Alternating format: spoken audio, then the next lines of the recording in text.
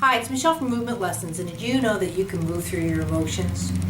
It's actually a learned habit that we have since when we were little kids. So what happens if you got a 4-year-old and he's playing football against his best friend? Boom! They have no problem, men beating each other up. At the end, great game, high five, they're back to being best friends. So they learn a very sophisticated habit, and this is why our husbands drive us nuts, because women they haven't learned that get in and out of a situation as well as men have, because they've been doing it since they were kids. Now, that's starting to change nowadays, where our kids can play female-male sports, that kind of thing, and they're doing those kind of things more often. But men, it's like you talk to your husband and you hold on to it for 3 days, and they're like, I dealt with that 2 days ago, what's your problem? And you're all, he's insensitive. Well, again, he has dealt with it and he's moved on, and you haven't. And I'm not saying it's a fault, but look at the way you have with movement patterns with your emotions, because I believe your movements come first and then your emotions. I don't suddenly get mad. I can get mad very quickly. My breathing's going to get affected first. My adrenaline's going to change. I'm going to get my fists going. There's a lot of things that actually happen prior to, in the sense that that word stew, you know, your emotions are stewing.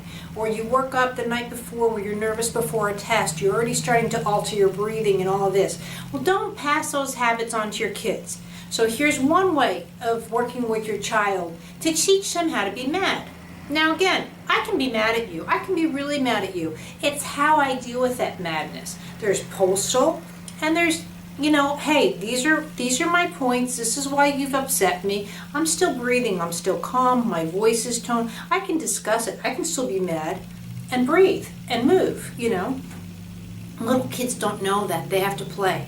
So if your child's really tantruming and you can't get it out of them, why they're upset, and that's the key. You can't get it. They're just, you know, and they could be 1, 2, it doesn't matter.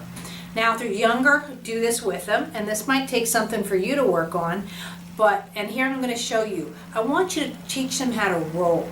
So if they're really mad, say, okay, it's time to hit the mat, roll around. You'll be really surprised. If you roll around just like this, grab your toes, grab your feet, go for it.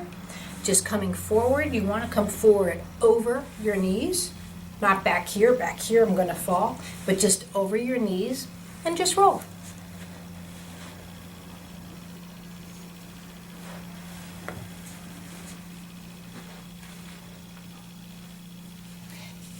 They can roll like this. They can be totally silly, and just let them roll it out. They will be able to organize their emotions so much better by that neutrality. I'm breathing to the right, to the left, forward and back. My pelvis is moving. It organizes their movement at a much higher level quite quickly, and because of that, then that's when you say, okay, get up.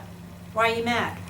9 times out of 10, they'll actually be able to format their thoughts at a much higher level. They might say, I don't know, because they did forget. The rolling superseded why they were mad, and that's fine. But if they're still mad, they'll be able to articulate it in a way that it's a lot better of understanding why they were upset, and then deal with that, and then show them how to deal with that. That they have a right to be mad. Kids have a right to be mad. You know, to suppress their emotions, you know, look at how people end up when they're adults, because again, these are learned habits. Learning how to be mad, learning how to be sad, learning how to be excited, silly.